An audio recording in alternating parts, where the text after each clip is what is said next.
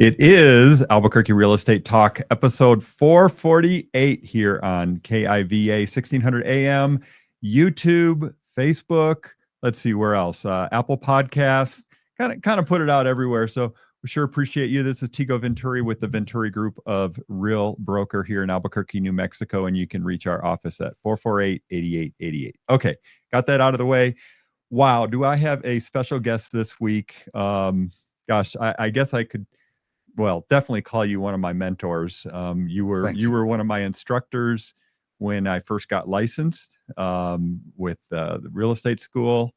You literally wrote the book on New Mexico license law, real estate license law. Literally wrote the book. Yes, sir. Yeah. So I have Mr. Bill McCoy with me, and today we're going to be talking about 1031 exchanges. He is the expert on this when it comes to 1031 exchanges in New Mexico. So first off, Bill, let me just couple introductions. In the real estate business, 45 years. Yes, sir. You've been doing 1031 intermediary. That's always a tough word. It is. Services since they invented it in 1990. 1990 is when the IRS sanctioned this job description. You've been a real estate instructor in New Mexico. Pretty much anybody in the real estate business that's been in the business, has probably come across you in instruction in real estate. How long were you instructing real estate? I started instructing in 1989, so anybody out there can do the math. Yeah, got it. And of course, one of the classes you teach is 1031s. Yes. How many classes do you think you've taught on 1031s over the years? Oh, probably, certainly hundreds. Yeah, got it. Okay. So we're gonna start off, and this is what we're gonna do today. We've got a half hour, but first off, we're gonna spend about 5 minutes just going through the basics of 1031s, just so people can kind of get a basic idea, and then we'll dive a little deeper. And so people can understand it. The intention here this week is to give the general public, people that maybe don't deal with this every day, a basic idea of how you can use a 1031, as well as for real estate professionals that just want to get a refresher on how to use this. Of course, got to say it, we're not CPAs, we're not attorneys, and this is very much to do with the federal tax code. Correct. And so we just want to be clear, always consult your attorney or your CPA, correct? Yep. No legal or tax advice coming from me. Yeah, got it. All right, awesome. Well, so let's start off with, Bill, what is a 1031 exchange? Let me start with a negative definition. It's not a trade. Okay. That's a name the Internal Revenue Code gave it. And it's an investment real estate transaction structured to eliminate current taxation of capital gains and recapture taxes on the sale of an investment property. Got it. Simple as or what do they say? Clear as mud? Yeah, exactly. Yeah. And when I hear people talk about it, they think it's a way to waive your tax burden when you sell an investment property. It does not waive your tax burden. It is a tax deferral mechanism. So ultimately, at the end of your investment career, you will end up paying the tax unless you take the ultimate tax shelter, which is death. Got it. Yeah. Well, then your heirs have to deal with it. Your Under current law, there's no taxation if you take that ultimate step. Got it. Okay. So who stands to benefit the most from this tax code, the 1031 exchange tax law? I think everybody who invests in real estate benefits tremendously from considering this. But most importantly, this is for investors who want to keep their capital working for them instead of sending it off to the United States government. Got it. Yeah. And personally, I've done many. You've helped me many times. I've called you many times with questions like, "Oh, can I do this? Can I do this? Can I do this?" And you're always there, always so helpful about that. So, who is the 1031 not for? The 1031 is not for somebody who's going to be spending their investment profits. Okay. It basically keeps them tied up in the investment real estate game. So if they are looking to enjoy their money. Yeah. You spend it on something other than more real estate. Correct. Yeah. Got it. And so let's talk about that, this term that's floating around out there, like kind property. When you sell a property, you have to purchase a air quote like kind property. Just hit on that real quick. Okay. The delay is that's the most misunderstood part of what I do. Mm-hmm. So what determines the type of property is your use of the property. Mm-hmm. So this is investment property for investment property. It does not mean residential for residential. Instead, it is the character of how you hold the property. You're holding it as an investment. So you could, let's say you have a piece of vacant land, right, as a investment, and you've held it for 5 years and you have $50,000 gain on that, right? Now you're selling it for $200,000. You could now take that $200,000 and purchase a single family home. Correct. Any type as of an investment. Right. Any type of investment real estate is like kind. Got it. Okay. I mean, I think you're right. I hear that confusion all the time. Oh, it's got to be land for land, or it's got to be single family for single, or it's got to be multifamily remote. Yeah. No, there are two categories: property held for investment or used in your trade or business that qualify as like kind. Just not personal use real estate, the home you live in, or a second home that you treat only as a second home. Yeah. What do you see as the most common misunderstandings or things that people don't understand when they're first, looking into 1031s? Well, having already talked about the like kind definition, that's probably number one. The other is a misunderstanding about the very stringent deadlines imposed by the IRS. Okay. Yeah. And let's go into that next, a little deeper dive on this. So timelines are critical when you're doing a 1031 exchange. So can you just kind of walk us through the different timelines that you have to do? Well, actually, no, let's back up before we do that. So we can set this up. So I have a property. I've let's say my cost basis is 200,000. Okay. Let's for an example. And I sell it, and now I've realized, and I'm selling it for 250,000, right? And I've realized 50,000 in capital gains. Correct. Right? So I need to reinvest how much of that $250,000? To qualify for 1031, you need to reinvest $250,000. Got it. Even or up in value. And you can go up in value. Yes, sir. Yes. Okay. So, all right, I'm going to make that clear. And so what happens? So that $50,000 now, I don't have to pay taxes on. That is correct. Today. Consult your CPA. Exactly. Got to throw that in there. It's a tax deferral, folks. And it's a deferral. And that's the other thing people get hung up on, right? Is that they think, oh, well, I don't have to pay taxes. No, you don't have to pay taxes right now. Correct. So you're kicking the can down the road. And you can kick it down the road as long as you would like. Yeah. Got it. All right. So that was that. Okay. Now now I've got a property. I'm selling it. I've got my closing date. Now the clock starts ticking. So let's talk about these deadlines and what they mean and what's important. Okay. And the way you ask the question, I want to make it clear that the closing date is where we start measuring from. Okay. Not the day you begin marketing your investment or your broker brings you a contract on that, but the closing date. Got it. And from the closing date, you have 180 days to complete the exchange. Okay. But also from that closing date, you have only 45 days to properly identify up to 3 replacement properties.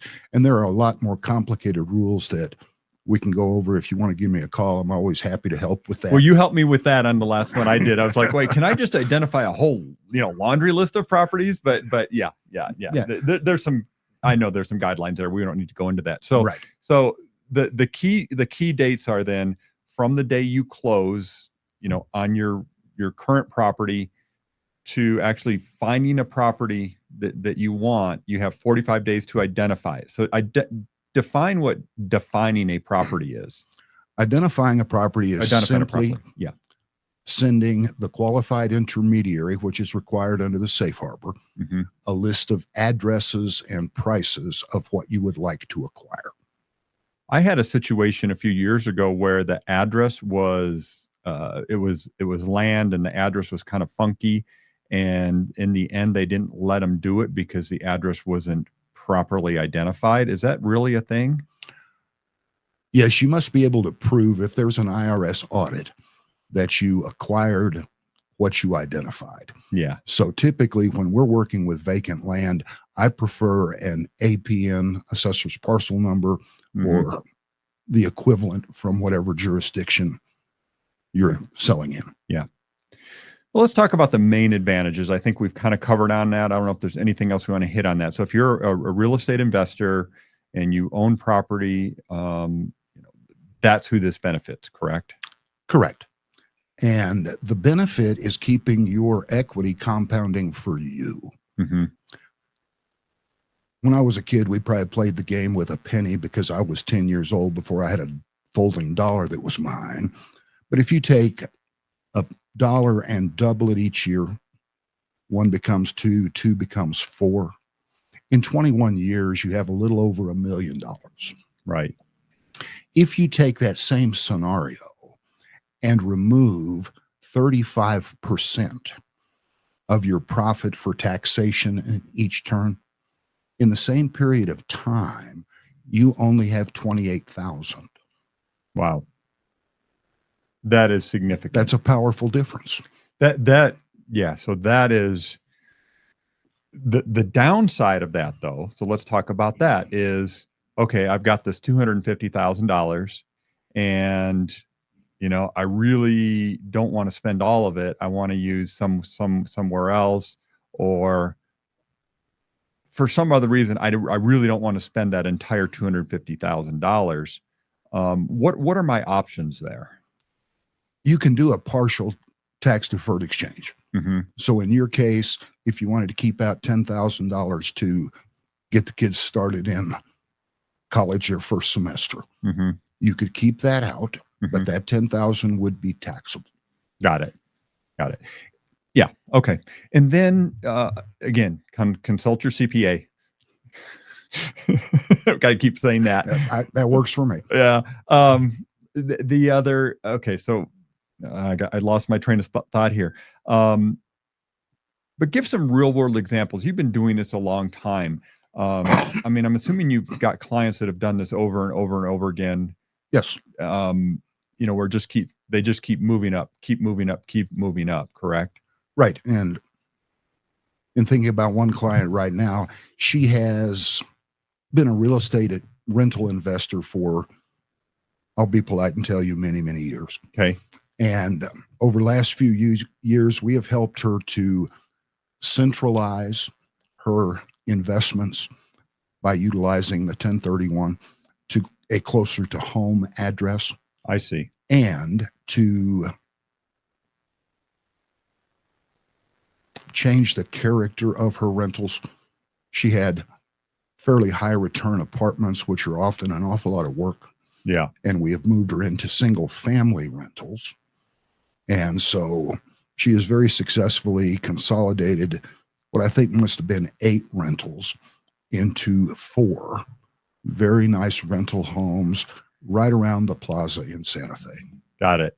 Interesting. That's an interesting, because usually you would think of it the other way, where somebody has, like myself, that has a bunch of single family rentals, want to consolidate all that into one, easier to manage property, but not necessarily always the case. Your definition of easier to manage is different than mine, perhaps. Yeah. I'm here.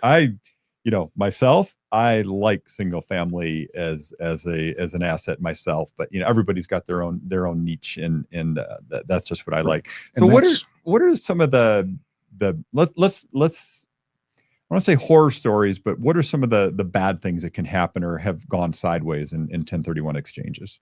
Well, if you don't pay attention to the details and the deadlines, Failure to identify within 45 days destroys the exchange tax-wise. You're done. It's now just a taxable transaction, and you have gone through a bunch of steps you did not need to. And so most of what I would call the disasters are things that we find, just like when I was selling real estate full-time. What are all of those things that stall closing? Yeah. Well, if it stalls closing to 181 days, the IRS is humorless about that. The only two exceptions to the timelines are literally presidentially declared disaster areas and terrorist attacks. Wow. So we've had many over the years, not by percentage, but plenty of numbers of transactions where the 180 days that's coming up and we find a delay. We can't get a certificate of occupancy on a new build. Something comes up in title it's going to take 6 weeks to take care of. Yeah. And then earlier in the transaction is the inability to find good replacement properties that you would like to identify. You said something earlier here before we started recording, which was very common in the last couple of years. And if anybody's listening to me, has listened to me, you know we have a shortage of properties available to purchase in the market in general. And so what you've been seeing a lot of people that basically they set up their 1031, they say, okay, now I've got 45 days, and they can't find anything. Exactly. We've lost over the last few years with the shortage of inventory in the hot real estate market throughout America. We've lost more exchanges to failure to identify a replacement property than any other single reason. Yeah. I was actually on that short fuse here not too long ago where, you helped me. I had a property that we fixed up, we sold, and suddenly I was like, okay, clock's ticking. I got to find something. And it was a little nerve wracking because it's like, well, okay, I guess I could pay taxes on it if I had to, but I don't really want to. I really want to move it into some other properties. Right. There's nothing wrong with paying taxes unless there's a better route. Yeah. Yeah. And so I'm really good with that. In the perfect world, which I often speak about but don't live in. Nobody does. You would already have your replacement property under contract before you closed on your disposition property.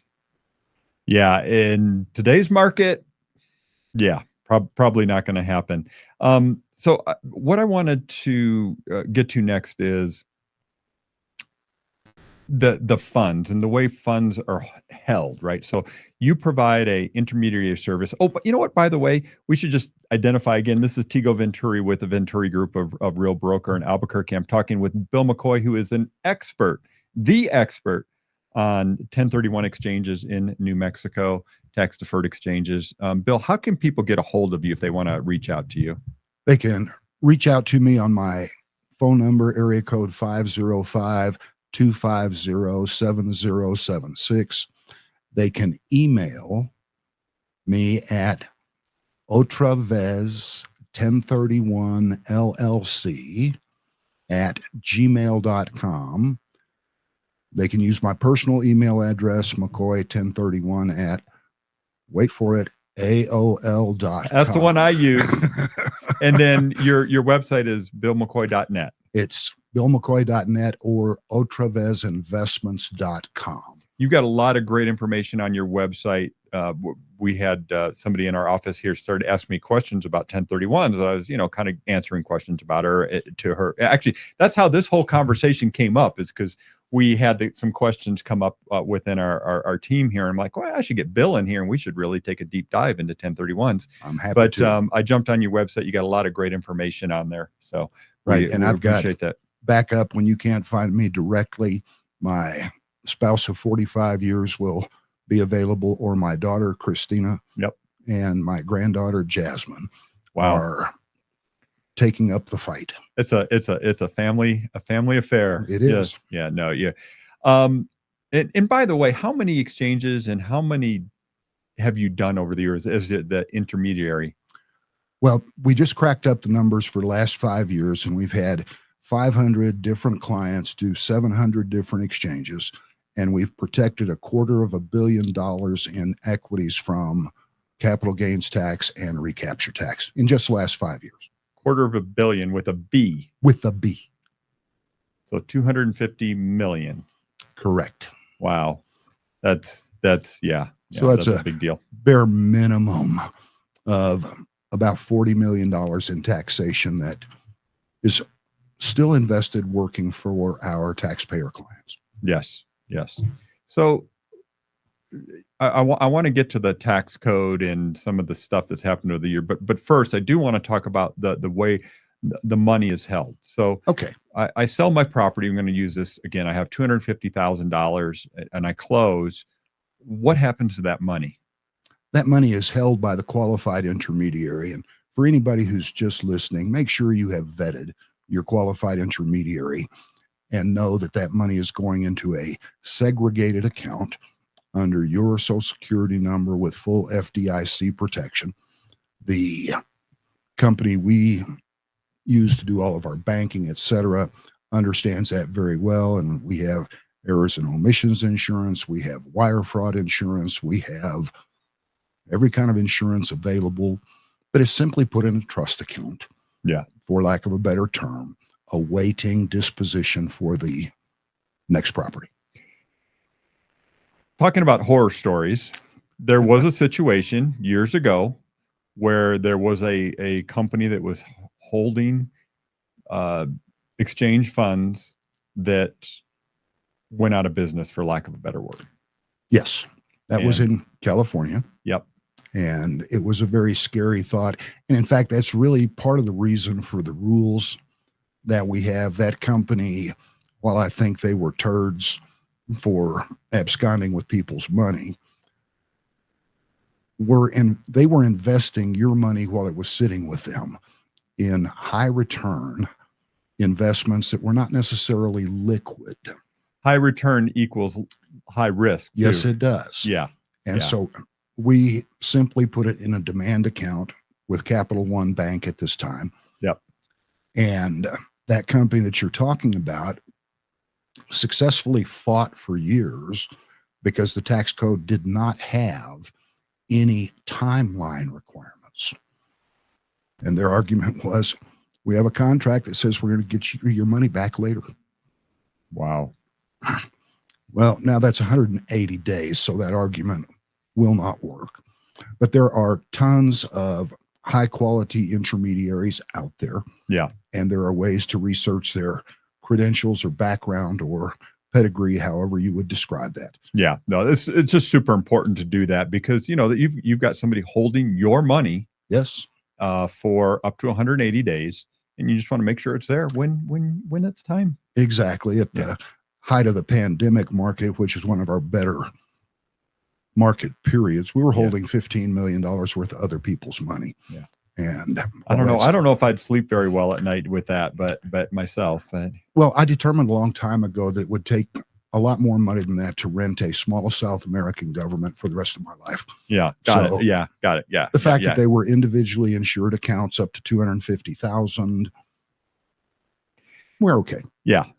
I want to talk about the rule itself and rule changes and proposed rule changes, because it seems like every year or two, or maybe every time we have a new Congress, there's somebody saying, hey, there's some tax revenue to be had if we get rid of this whole 1031 thing. I know in the most recent Biden proposed tax, changes, budget, whatever it is, they're proposing again to say, hey, there's some money over there. If we get rid of this, we can get some tax money. So what's been your experience over the years with these proposals coming after the 1031 exchange? I'll go backwards in time. The budget proposal that President Biden gave us would have limited your ability to do a 1031 above $500,000, which affects most of our clients not at all. But large institutional investors and family farmers and ranchers would be crushed by that limitation. Yeah. And so indeed, I've only seen in 30 years about 22 proposed eliminations or changes to that. In 2017, they took away the heavy equipment ability. So now Caterpillar Tractor and all of their customers and clients must pay tax on their equipment as they replace it. I've been wrong before. You can ask my wife, but I don't see a limitation or a doing away with 1031 on the horizon. The significant changes seem to come 5 to 7 years apart, and they're more internal tweaking. But your comment was very appropriate. There's some 11-year-old accountant in Washington going, we lost $40 million in revenue to this just from McCoy's operation. Lost, air quote, lost. Exactly. Yeah. Well, and obviously the code was put in place for a reason, and it was to encourage real estate investment, obviously. And however, this is more topical, just what's going on in the market right now. We have very low inventory. We have a lot of properties that are owned by investors that are just keeping them because they're cash cows, to be honest with you, in the current market.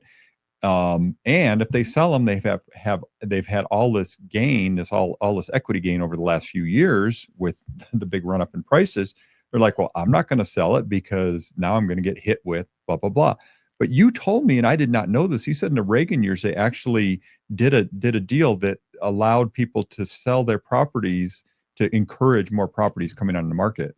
Right. Regardless of your politics. Yeah. Reagan's thought process of trickle-down economics included within the next few years anybody who had held a property for more than 5 years. Interesting. Would get a zero capital gains rate. But that's not the only caveat here. Most people don't realize that really neat benefit we get called depreciation deductions. The big print giveth and the fine print taketh away. Because for every dollar you have depreciated the property or could have depreciated, you have to pay a recapture tax of 25% to the federal government. Yeah.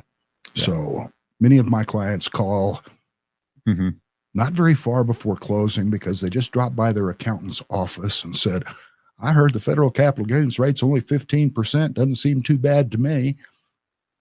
And they're the ones stumbling out the door. Yeah. Going, oh my word. Yeah. Not on depreciation. Correct. Yeah. Depreciation. We could spend a whole half hour talking about depreciation and all the advantages and disadvantages of that. But we're running out of time, so we won't. Right. Let's see. Just kind of some closing things here. I mean, what is one piece of advice you'd give somebody that's considering using the 1031 provision? Plan. Begin with the end in mind, the old time management story, and get with your CPA and or tax accountant and find out how much will my tax liability be if I just take the money. Yeah. And that will encourage you to, and markets change. Certainly you've been around long enough to know that. I've been through the end of the world a half a dozen times in our thought process, but I encourage a lot of my clients to go to new home builders and go to contract on something that hadn't been started yet before they market their current investment. Builders will often do that, where a typical, if you're out there swinging in the marketplace like you do every day, taking me as a seller a contingent offer upon somebody selling their property and closing within 180 days, other than bringing a smile to your competitors' faces, that's going nowhere. Yeah. So advanced planning is important. Consulting with a qualified intermediary, number one, about their credentials. And understanding what your options are for replacement properties. We have a lot of clients who, I guess, in a two-step misunderstanding, believe, number one, they only have to reinvest their equity. And number two, believing that any type of real estate will do, and they've got their eye on the little house at the lake. Where they can move into and enjoy their retirement. That doesn't work. It's got to be an investment. Got to be an investment, not personal use real estate. Now, I don't want to mislead anybody. We can help you to understand the vacation home rules. Right. And you could have a really nice vacation rental that you could use for up to 14 days or 10% of the time it's rented to others. And it still qualifies as investment real estate. Well, that was a great little nugget right there. Something to think about for sure. Certainly. I think about that all the time with Ruidoso. Yeah. One of my favorite little mountain towns in New Mexico. Yeah. Yeah. It's awesome. So there are options, but the question back to it, what should everybody do? They should think about this in advance. We don't have as much fun with clients who are calling because they just found out about this and they're closing tomorrow. What do we do? Yeah. Answer is buckle up. It's going to be a quick ride. Yeah, because you have to be in place before that close happens. Right. Yeah. Please don't call us after closing because all I can do is cry with you. Yeah. Yeah. Another great little nugget there. So much that we could be talking. I mean, we could go on for this forever, but we're out of time. So again, Bill McCoy, thank you so much. You're definitely the 1031 expert in New Mexico. Again, if somebody wants to get a hold of you, how do they reach you? Otra vez. 1031 LLC is the name of the company. Otra vez 1031 LLC at gmail.com, 505-250-7076, or my personal email, McCoy1031 at AOL.com. I love the AOL. It's old school, man. Old school. You know, ever since Al Gore made the internet a public utility, I've been marketing that name. Yep, exactly. Well, you know, I got an AOL email address just to annoy my son, actually. So it seems to work with the youngsters. Yeah, it does. You've been listening. This is Tego Venturi with the Venturi Group of Real Broker in Albuquerque, New Mexico, episode 448 of Albuquerque Real Estate Talk. You can reach us at 505-448-8888 here in Albuquerque if you've got any questions about real estate and 1031s for sure. Thanks again. Have a great day. Take care.